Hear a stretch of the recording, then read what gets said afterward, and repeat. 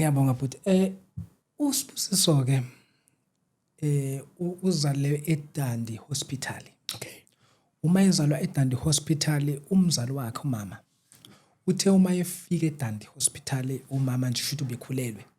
Uma ekhulelwe mina wafika eDandi Hospital efika nomlungu ekuthiwa ngathi wayemsebenzela. Uthola lo mlungu mayefika naye ufika ungena begijima nje bakuphuthuma ngoba phela lo muntu uyagula and ugulela ukushona and then kufuneka kuphuthunyiwe ukuthi umama tete. Ngenhlanhla umama wafika esibhedlela wafika futhi shuthi kuleyo ward. Okay. Uma efika kuleyo ward umama ngenhlanhla mina ngabeletheka. Okay. Kuthiwa the same time ngiqeda ukubeletheka umama washona.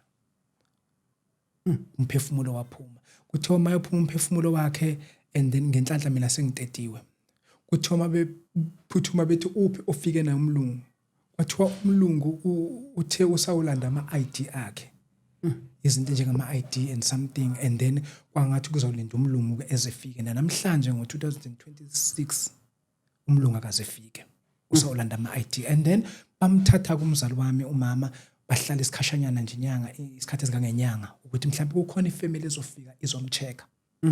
Kwangafika umuntu uzofika umama wami uzocheck umama and then umama wazothathwa kwafika isikhathi ukuthi ethathe incwadi ugovernment.